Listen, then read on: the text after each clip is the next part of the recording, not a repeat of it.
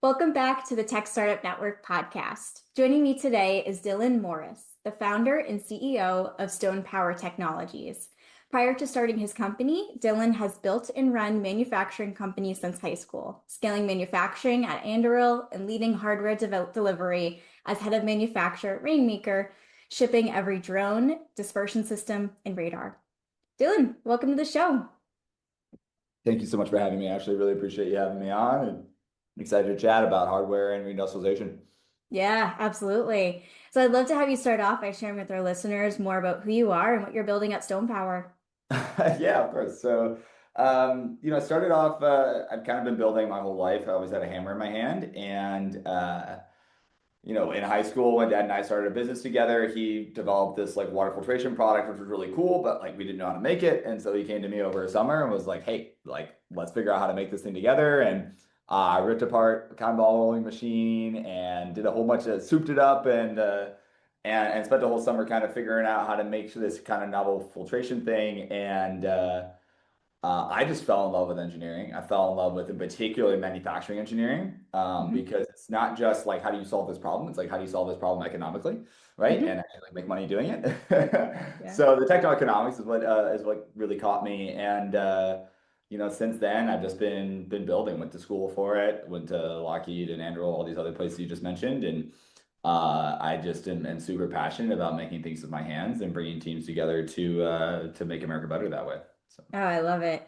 And so prior to starting Stone Power, you of course worked at Rainmaker. And so I'm curious, like, what moment happened that made you realize that something like Stone Power was needed? Almost if you had like an aha moment or epiphany, really. Yeah, I mean, I've been power pilled for a while. I think it really started when I was at this company called Filter Balls trying to buy a textile mill. Well, the cost of goods sold of that textile mill we were going to go buy was like 30% electricity, Oh my right? gosh. And so like 30% out to the utility. And I was like, what an outrageous steal. And so so I was like trying to figure out every way to do it behind the meter. And like, can we do nuclear? Wasn't ready. Can we do like behind the meter natural gas? All these other things. Like, no. Nothing was profitable. Partially because turbines are expensive, but also partially because of regulation. And then of course, nuclear just wasn't ready yet. And I Hmm. think nuclear is like really the technology I'm most excited about. And so that was a handful of years ago. I kind of always had my pulse, finger on the pulse of the nuclear industry. And I think that's something I want to invest my time in. Well, went back to Anduril, went back to Rainmaker, doing some really cool stuff. And then I was at an event last year for a nuclear company, and we're like I'm just like kind of talking, just hanging out, talking engineering with one of the head of mechanical, who happened to be an old friend of mine, and I'm like, hey man, so how are you turning that heat into power? From your reactor that you're gonna commercialize next year or whatever, right? And they're like, oh yeah, we haven't thought about that yet. I'm like, I'm sorry, I haven't thought about the Like turbine. what? At that point, I was not a turbine expert, but like I had built some Yeah. theories, some stuff that when I was like, this stuff is hard. Like this is not something you can just like whip up with a couple of 20-year-olds, like this is pretty hard stuff. And so I was like, okay, this is an opportunity. Like that's a very concerning thing for this person to say. Let me go like do my due diligence. I talked to people both, from a handful of other nuclear companies, basically all the ones that are in the news these days. Mhm. And basically none of them have solved this problem, right? So like all of them are like heads down in the reactor, right? That's the right thing for them to do, right? That's probably where they're most differentiated, right? So it makes sense from a business perspective. But nobody's solving the turbine problem. Like nobody's actually being able to turn that heat into real power for the grid, right? And that's like fundamentally what each of these companies need to do. And so I'm seeing this as an existential problem for the nuclear industry. Is like Mhm. I just do not think that they can that these like venture-backed businesses will be viable without a turbine company to provide them turbines, right? Yeah. And so I'm doing my duty to America, the energy industry, and the nuclear industry to solve that problem with them. And that was kind of the birth of Stone. Took a few months of like information gathering from GE people, Siemens people, talking to people from all the way from the C-suite down to like, people in supply chain and figuring out where the real problems are in that in that delivery process and design process. Turns out Mhm. they don't actually design turbines anymore, which is something that was new to me. But in any case, we can get to that later. But that's kind of the birth of Stone. Yeah, and a big thing that's mentioned on your website that just shows how much this is needed right now is, as you shared, like there's so much energy that's needed because of like the data centers that are coming up like left and right. Like there's so many things that are being built right now that need that energy. So would love to hear like more about that and how you discovered that. Yeah, so I think AI gets a lot of headlines, but like if you look at the actual deliveries from last year, like 30% of it went to data centers. And like 30% of net new power went to data centers. Mm.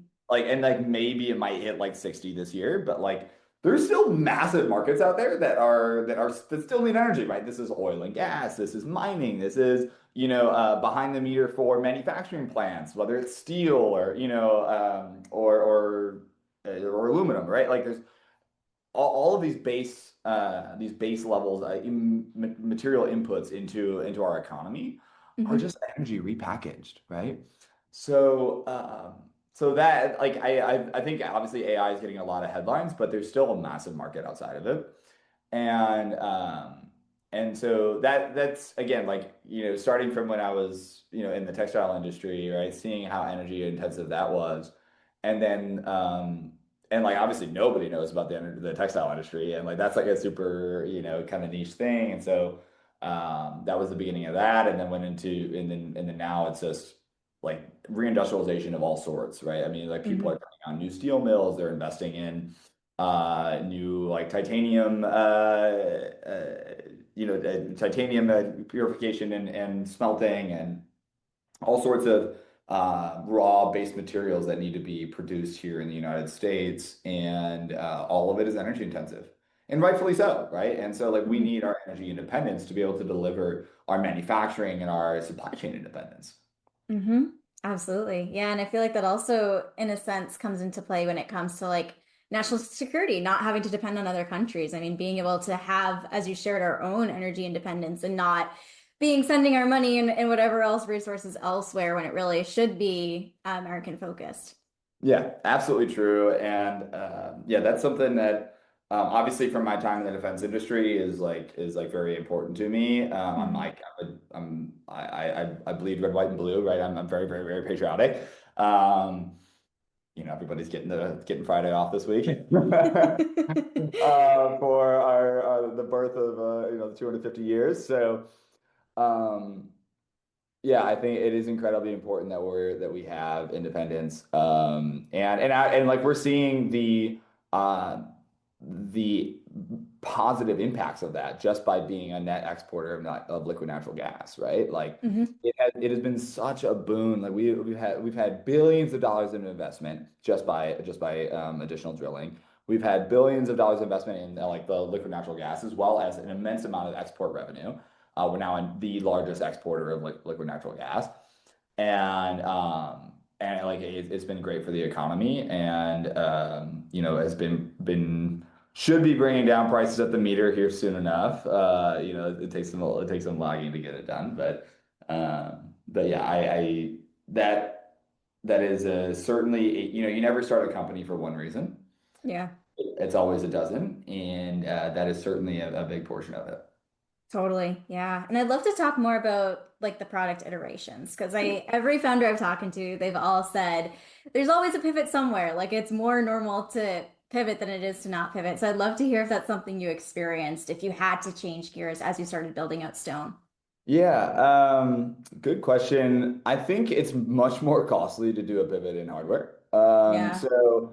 What we spent a lot of time doing in the first year or in the first months was like really surveying and talking to customers as much as possible, and like what do they really care about? A lot of people are like, oh, well, like you can sell any turbine right now. And I'm like, sure, that's true, but like how do we do that so that we can also sell the same turbine in like 8 years? right? Hmm. Like that is kind of, what you want to be building for. And not to mention these assets are going to be on the grid hopefully for like 30 years, right? So like Yeah. we have to have that longevity in mind. Um, and so I spent a lot of time talking to customers, talking to, independent power producers, talking to people at EPCs, talking to people who understand the power industry, but, much better than I did at the time. And so what we got to was something that is like our data center customers who are our first like kind of wedge product. They don't care about anything less than 250 megawatts at a time. 250 megawatts is like enough for like 300,000 homes. Like this is a lot of power, right? A lot of power. And and so like that's something that you can't just whip together, right? And we're talking Yeah. about contract values of like $500 million a piece. Like it's a massive, massive, massive investment. And so there is no like tiptoeing into this market, right? Yeah. And so you just got to go big. And thankfully, that actually is a boon on turbo machinery design. So happens to be that like the same amount of effort that goes into something that's like this size is kind of the same amount of design effort as something that's this size, right? Yeah. So it's like on the same order of magnitude in terms of hours and people and time, right? So that's the only thing that changes is that your parts are a little bit more expensive. Hmm. Uh, but you're able to deliver seven of something rather than like 250 of like a 1 megawatt, right? And like when you're talking about the complexity of fabrication or complexity of manufacturing, it actually scales like a network, right? Hmm. It doesn't scale linearly in terms of complexity. It actually scales like a network, meaning that like, 10, building 10 of something is like a couple of order of magnitude less complex than building 100 of something. Hmm. Uh, and so in any case, that's it's been helpful to just like get it, kind of come at this product line from the customer side and then like bring it up from the engineering side and how like this actually is the most optimal solution for the market right now. Totally. And I love that you mentioned that a few times, just the emphasis on speaking with customers, like having so many of these conversations to understand what it is that they're looking for. And so with that, I'd love to hear any like success stories that you've had for customers that you are able to share or use cases that have really worked out. Frankly, like we're, most of the customer conversations are pretty confidential, but like it really comes down to like how do you ask the right questions, right? Mhm. Because it's the tale as old as time, but like Henry Ford said like if you ask them, if you ask them what they want, they'd say a faster horse, right? Like Hmm. you kind of have to rethink from first principles, which means you have to be educated as well, right? Yeah. Like you can't just be like the person in the room asking asking kind of like introductory naive questions. You have to be educated and have an opinion. Hmm. And that opinion can be wrong, and like that sparks a conversation. But like not having an opinion is useless, right? So going into those conversations with a real opinion, hey, this is how I think this should be built. Getting proven right, proven wrong, like that is how you like incrementally get better and better at this. Because every time you put out an opinion, you actually will get an opinion back and that can help shape what that next kind of or help sharpen that idea. And so that's really what it comes down to is just making sure you have an opinion. And I mean in my role, right, like that's my job is to have an opinion about the product and have an opinion about the market. So I mean that was something I kind of learned really early is I had a few conversations that kind of fell flat and I didn't learn anything. And it's like, what was that about?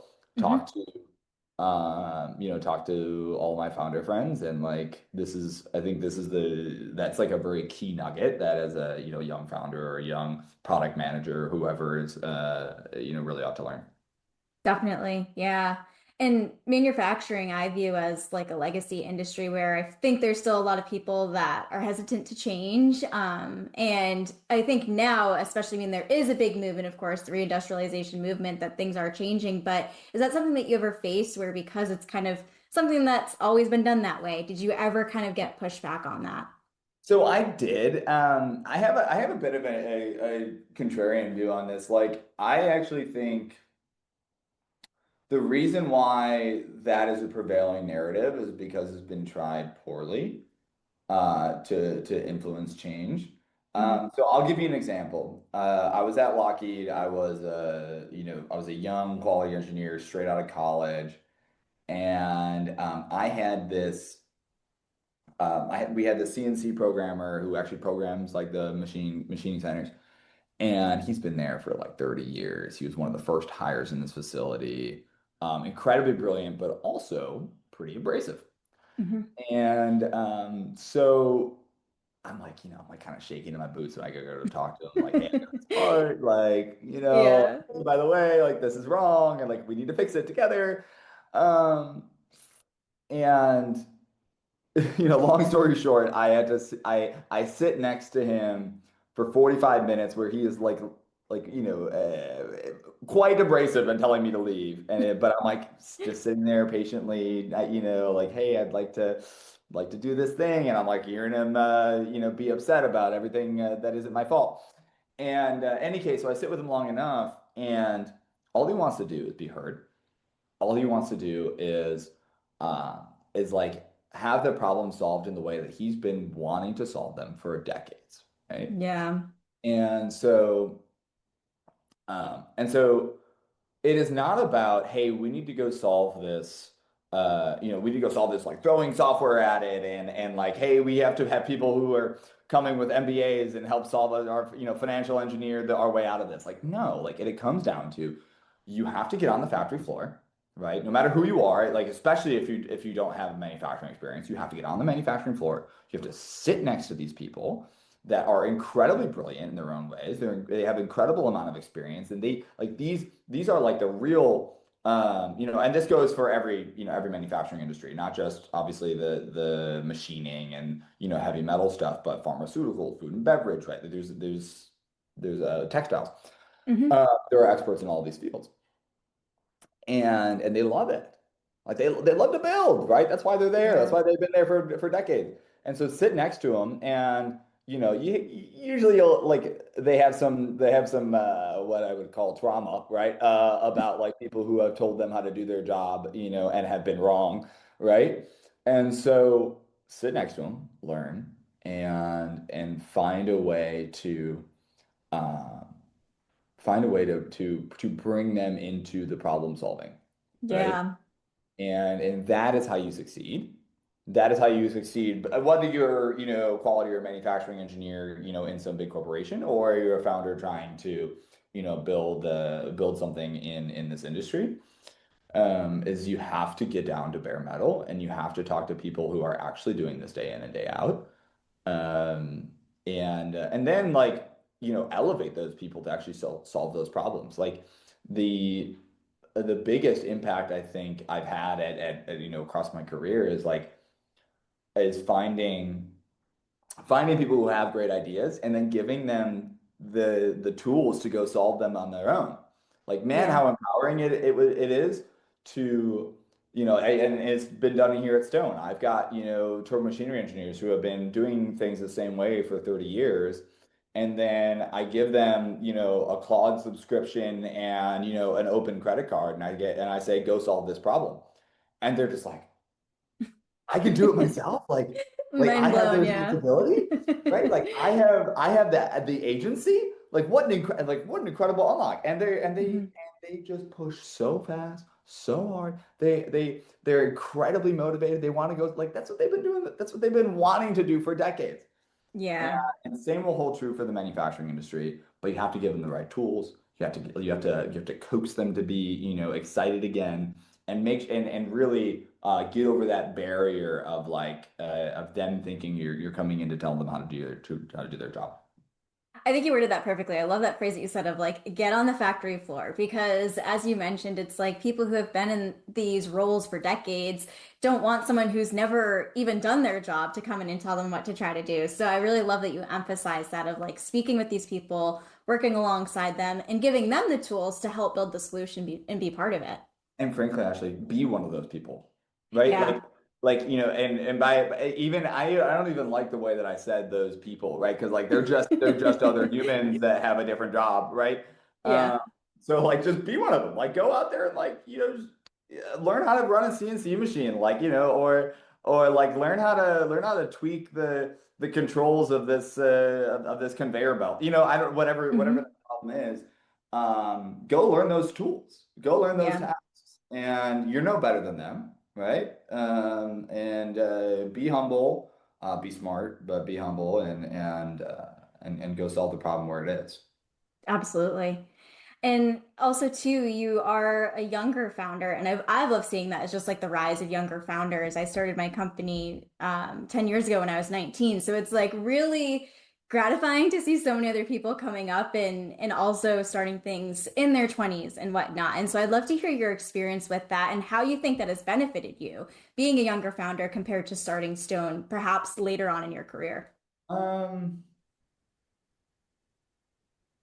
I I'm not sure that like being younger or not being younger is like inherently good or bad. I think for me, it is a good portion of a start of my life because I just recently got married in the past 2 years. Like I'm like in a very solid like I just built the foundation of my life, and I don't think I could have done this any earlier. Some people can, whatever, good for them. But for me, I don't think I could have done it any earlier. And but like, why I didn't do it later, I suppose, is like the problem is now, right? Mhm. And I know like if I had done this 5 years later, maybe I would have like made less mistakes, right? But like when life or the Lord gives you, a task and says like this is most clearly the thing you must do, right? Then you just pick up the mantle and you do it, right? And Yeah. at whatever stage in life you are, as long as you have that foundation to know that you're going to be steady through it, and I do think that like being younger probably it helps with the energy levels, of course. Like there Mhm. are like some obviously physiological benefits. Like I can run on 4 or 5 hours of sleep and still be bright-eyed, bushy-tailed. I don't know if that's entirely true if you're in your 40s, right? But I mean some people have just boundless energy. And Hmm. so to each their own. But I mean, I honestly, it's not something I even think about anymore. Hmm. I'm like one of the youngest on the team. Like Yeah. everybody below me, right? And that was very intentional. Hmm. But that's like age is not even something I think about. I think it's not something I even think about or put efforts into.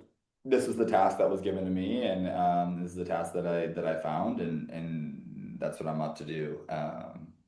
Is maybe that's not exactly what you're looking for, but No, it's great. Yeah. I think you worded it perfectly. It's like no matter what age you are, I mean, there's always an opportunity. And if you feel called to do something, like I've always believed that, like if you feel so strongly about something, that's your sign that you have to do it. Like there's always going to be some type of excuse that you think of or talk yourself out of. Like you just have to do it. yeah, yeah. I I am certain this company needs to exist. I am certain that if it doesn't exist, there are pretty substantial downsides for the nuclear industry and for America as a whole. So, Mhm. like that's what keeps me up at night and gets me up in the morning. Um, Yeah. so yeah, I mean, yeah, but if you're called, you must go. Yeah. Along those lines, what's other advice that you'd give to hard tech founders, especially someone perhaps earlier on in their founder journey, just from what you've learned? Yeah, do not underrate how hard manufacturing is. In particular, like I think that there's kind of like three hurdles. Most deep tech companies, which is like kind of not all hard tech companies, but anyway, most companies have to go through that build in hardware, which is like first you have to figure out the technical problem, right? You have to like, okay, is this new technology or a new way of doing things like practically feasible? Okay, cool. First hurdle. That's like seed, right? And then it's like regulatory. Like, are there any regulatory problems that halt you from actually able to sell things or to be a dominant business? Okay, go solve that. That's where nuclear is right now, right? Hmm. And that's like going to be solved for nuclear pretty soon.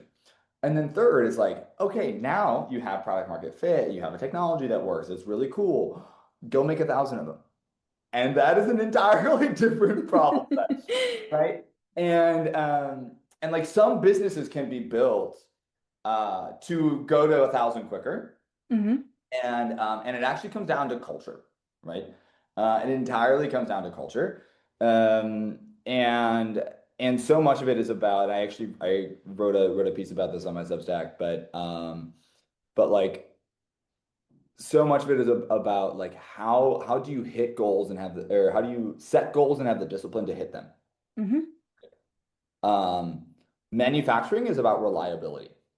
Manufacturing is about do you set a goal and do you hit it every single time, like day in, day out, week in, right? That is what makes a factory a good factory. And it actually has very little to do about like necessarily how fast you work or what your unit economics are. Those are kind of like downstream of like getting reliable and get like what's called in the Toyota way, or lean manufacturing or Six Sigma, whatever you want to call it. There's a bunch of different names for it. It's called takt time, right? Hmm. And the takt time is how what's the pace of of the reliability of your factory. And that applies not just to, actually making goods, but making ideas and making designs and making marketing materials and making like it goes across the entire organization. Is that do you have the discipline to set a goal and then meet it? And you can set more ambitious goals and meet those too. That's good. But like any goal and meeting it reliably is like the thing that makes a manufacturing company. And so that is kind of in contention or in tension with an R&D type of culture. And so that is where many hardware companies really stumble.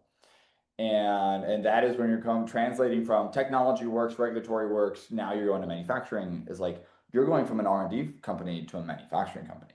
Hmm. R&D company is like everything's loose because there's so much risk and things don't work all the time and like you're pivoting all the time going from that idea to this idea and maybe let's try something else. That is healthy. That's good in that stage of the company. But there is a massive change, which is like right around that Series B, Series C mark, maybe it's earlier for some companies that you have to change and you have to pivot the culture, unless it's built in from the get-go. And so that is something I've seen at the companies that I worked with, as well as a bunch of founders that I know, is that cultural change is not to be underweighted. And and if you can build that in from the get-go, that build in that discipline across the organization, I think that can help you scale much, much more gracefully. Totally. And that discipline really is the foundation. As you shared, it's like just setting one goal and making sure that you're reaching that goal. And I think that's something that's really important for founders not to lose sight of, especially as there's now so much more money flowing to hard tech and deep tech and defense tech that it's like you don't want to get caught up in the money and how much money you can make, but really remember the core of like, why am I doing what I'm doing and why am I building this product? Mhm, mhm. Again, getting connected to customers and making sure that like that is where you orient the business is around the customer. Hmm. And so like and one way that we try to keep ourselves accountable is communicating to customers, hey, this is our deadline Hmm. and we're gonna meet it. And if that means we have to stay up a little late sometimes, we're gonna do it so that we can deliver it to our customers, right? Totally. And so, yeah, I mean, every business is different. Every founder has to kind of figure out their own way of doing it. But it really comes down to if you can instill discipline, you can speed up that manufacturing scaling process. Like there's an immense amount of like just drudgery work that has to get done when you scale a manufacturing plant, but the culture has to get fixed first. Otherwise, you're going to have an immense amount of problems. Totally. And as we get into the second half of 2026 and start thinking about 2027, what's next for Stone Power? Like, what are you working on that you're able to share? Would love to hear. Yeah, so we're working really hard on getting our first turbine out. Oh my So gosh. turbine system by the end of next year, probably in Q3 of next year. I mean that's the at first look at a combined cycle gas turbine at 50 megawatts, which is uh, that's a lot of power, and that's going to be delivered. It's like it's going to be a monument. Like these things are tens or hundreds of thousands of pounds, all things considered, and an immense amount of work from a small team to be able to deliver that, and then of course a whole test campaign on the back end to make sure that it's good for our customers. It's very exciting. And every it seems like every week we have a new engineering breakthrough that allows us to move faster. So it's a very exciting time to be at Stone, and of course we're hiring, Mhm. and we're going to continue to hire for the next 12. I think we're hoping to be able to deliver this turbine with like probably about 40 or 50 people, which is easily the smallest engine team since Skunkworks. So Mhm. it's a pretty exciting time. Yeah, my gosh. Now, my favorite question to ask our guests is I'd love you to give a shout out to someone in tech that you really feel inspired by lately. So it could be a fellow founder, investor, community builder, anyone's fair game. Um, so the most obvious ones I've always looked up to Palmer Luckey. Obviously I've worked at Anduril, awesome. I've had a couple of conversations with him. He's a phenomenal, like super quirky, but really great, like just brilliant founder. But somebody who I know really well is a man named Rob Parker. He is, I believe he's CFO at a company called American Terawatt. He is the most knowledgeable power person I know. He's had decades of experience both from data center, kind of power, as well as like on the IPP front, like actually delivering power plants. He knows the financials and the legal side of it backwards and forwards. Incredibly talented. He's also an incredible guy. I mean, he's like incredibly charismatic and love to be with him. But he's already done amazing things at American Terawatt, and I'm very excited to see how they continue to grow. They're doing high voltage DC transmission, and very exciting to see how that kind of shapes up over the next decade. So Yeah, love that. Great shout outs.